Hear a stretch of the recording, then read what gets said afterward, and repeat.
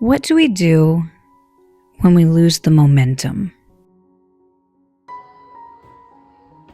When all we want to do is nothing. We were in a good rhythm for a while, but then something came and threw a wrench in things. And suddenly, you feel like you're right back at square one. But this time, you're filled with this sense of defeat because you tried so hard to get a good set of systems in place, and you failed again. And now you don't know if you need to go back to the drawing board, come up with new systems, try a new schedule. But you're tired, and you feel like it's a you problem. But the problem isn't the system. It's not even you. It's that something came in, threw a wrench in things, and now you've lost momentum. Which is actually really good news, and I'll tell you why in a minute. But first, I want to be honest with you for a minute if you'll let me. I'm tired. I didn't want to cook dinner tonight. I didn't want to cook it last night, or the night before, or the night before that, or 2 weeks ago. Which is really frustrating to admit, because for a while, I had a beautiful rhythm going. The cleaning, the meals, the family of 8 routines, it all happened like clockwork. And then I decided I was going to add a business on top of all that. And while I am so grateful for the outpouring of support I've been receiving from you guys, unfortunately, I haven't found the perfect balance yet.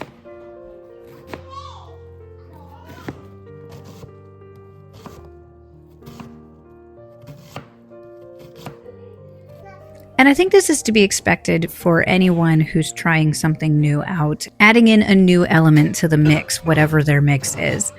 And so I haven't found that perfect balance yet.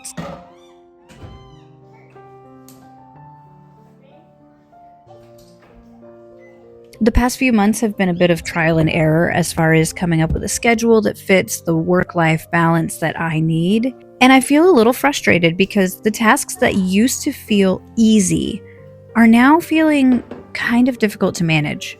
And I know that I'm going to figure out that balance. It's just going to take a little bit more time of trial and error.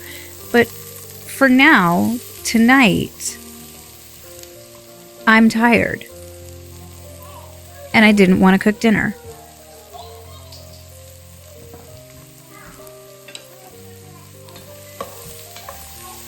But I decided that even though I was tired and the last thing I wanted to do was cook, I decided I wasn't going to go the easy route. I was going to take the 30 minutes and prepare a meal for my family.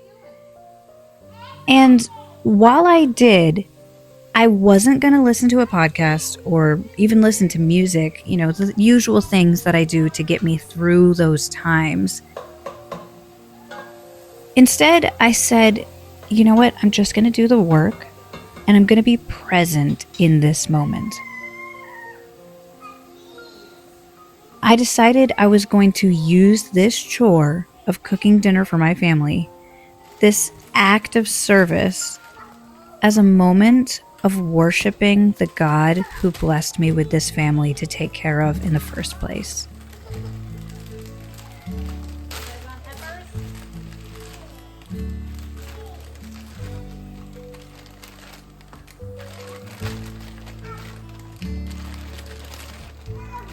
And do you know what happened?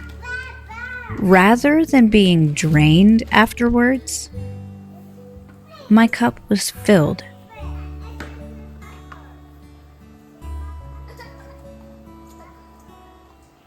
Sometimes when we're feeling burdened by the weight of motherhood, the weight of homemaking, we can be tempted to let things slide. Let the house get messy, order the takeout, scroll the phone mindlessly to tune out from the drudgery. And please don't hear me saying you can't do those things, or to be a robot that never stops working, or a workhorse with no feelings. I'm not saying that. I do all of that too. But after you've done that for a few days or a few weeks or however long you need, at some point, we need to come to terms with the fact that what's going to make us feel better is not continuing to set aside the tasks, but instead, we need to face them head on, and we need to face them with clear vision to see them as what they truly are. Offerings to the Lord, sacrifices of worship.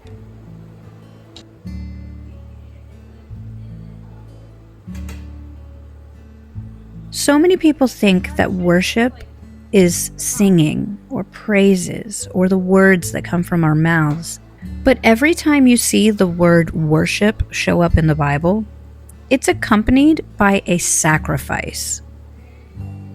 And when we push through, when we're exhausted, when we continue serving our family in the weariness, that's a sacrifice of worship.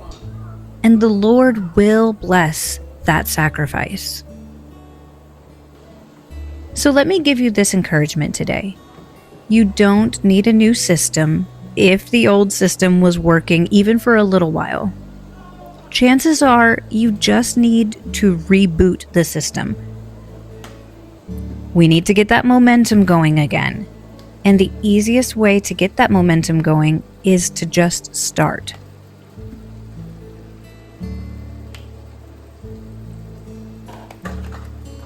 But don't just start doing the work mindlessly. Start the task and be really present while you do.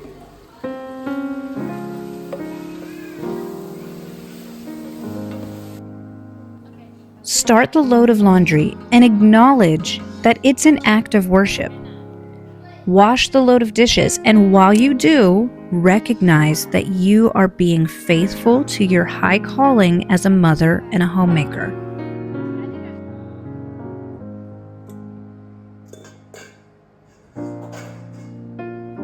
Cook the meal with the anticipation of the blessing you'll be pouring out to your family while they eat it. Now, maybe you're saying, I actually do really need help with the systems. I haven't found what works for me yet. And if that's the case, and you actually do need help with the systems in the kitchen, check out my 87-page guide to the kitchen, Motherhood by Design, and I'll help you with all the essentials from setup, routines, meal plans, the works. I'll leave a link to that in the description. But if you already had a system in place and it's just fallen by the wayside because other responsibilities have taken precedence, you most likely just need to get the momentum flowing again.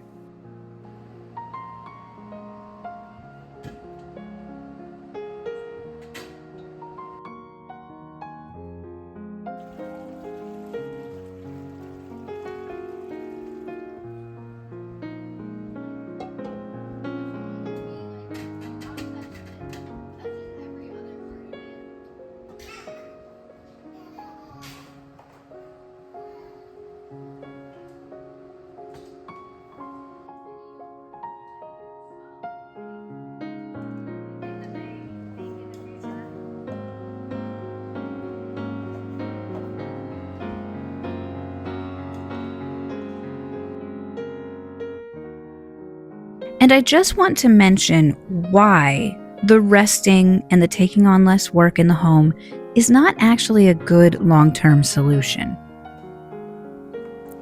Colossians 3:23 says, "And whatsoever ye do, do it heartily as to the Lord and not unto men." The Holy Spirit is inside us, telling us what our calling is. And when we are misaligned with that calling, our spirits are uneasy.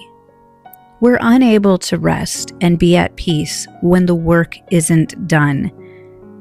And so it may feel good to your body to neglect the chores for a time, but ultimately the spirit won't be able to find rest that way.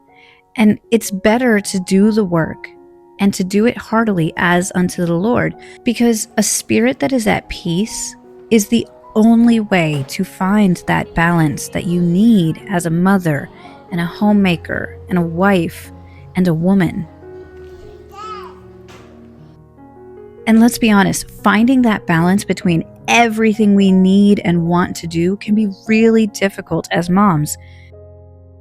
But I can guarantee you're never going to go wrong if you go back to the basics of the most essential needs your family has and focusing on those. But when you do them, remember that it's not just your family you are serving. It's the God who gave you that family in the first place. So do the work for Him.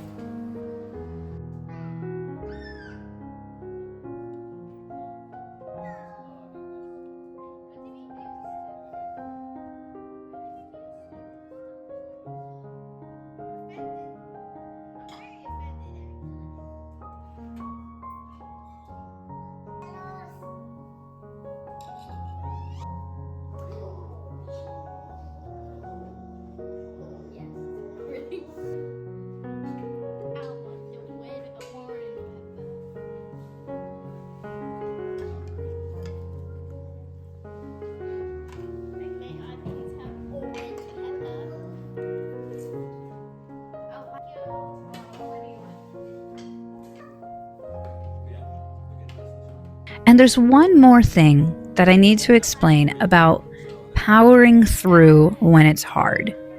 In these moments when we feel like we have nothing left to give, we have lost the momentum, the systems have seemingly failed us. It's in these moments that we have to have a go-to, tried and true plan for getting dinner on the table. The meal I chose to make tonight was what I call an eyes closed meal for me.